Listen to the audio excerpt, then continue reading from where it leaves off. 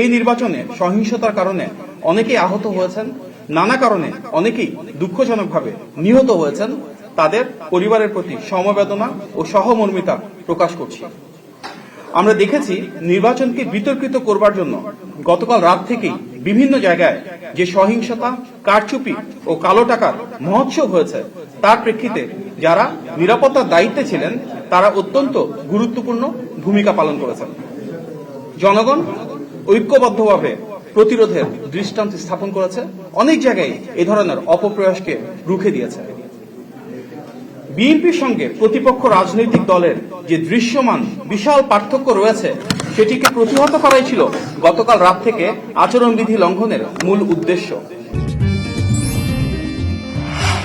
আমা authentic Brazilian coffee. সেজন্য ভোটারদেরকে হুমকি প্রদানের মাধ্যমে নিরুৎসাহিত করে ভোট কেন্দ্র থেকে দূরে রাখার একটি অপচেষ্টা করা হয়। এই দুর্ভাগ্যজনক ঘটনাগুলো যদি না ঘটতো, হয়তো ভোট কেন্দ্রে ভোটারের উপস্থিতি আরো বেশি হতে পারত। আমরা দুঃখজনকভাবে দেখেছি অনেক জায়গায় আজকে আগে থেকেই সিল মারা ব্যালট পাওয়া গিয়েছে, জাল ভোট দেওয়া হয়েছে। কিছু ক্ষেত্রে মৃত মানুষের ভোট দেওয়ার অভিযোগ যেমন এসছে, ঠিক একইভাবে নিজেদের ভোট দিতে পারেননি বলেও অনেক ভোটার অভিযোগ করেছেন, যা প্রমাণ করে ফ্যাসিবাদী আমলের মতোই একজনের ভোট অন্যজন দেওয়ার অপসংস্কৃতি এখনো পুনঃপ্রতিষ্ঠিত করা হলো। স্থানীয় ভুয়া পর্যবেক্ষক তৈরির মাধ্যমে সে বিশেষ দল এক ধরনের মব তৈরির চেষ্টা করেছে, যার মাধ্যমে ভোটার উপস্থিতিতে এক ধরনের বাধার সৃষ্টি হয়েছে। সেটা অনেক আগে থেকেই আমরা নির্বাচন কমিশনকে অবহিত করেছিলাম। নির্বাচন কমিশন ক্ষেত্র বিশেষে বেশ কিছু পদক্ষেপ নিয়েছে, তবে সেটি আরো আন্তরিক ও সামগ্রিক হলে আরো যথাযথভাবে এ ধরনের উপস্থিতি রোধ করা যেত। চিহ্নিত রাজনৈতিক দলটি সামাজিক যোগাযোগ মাধ্যমকে এমনভাবে ব্যবহার করেছে যাতে ভোটারদের মনে ভোট প্রদানের বিষয়ে এক ধরনের ভীতি তৈরি হয়। বাস্তবতা হচ্ছে বিএনপির বিজয় অনিবার্য ও নিরঙ্কুশ।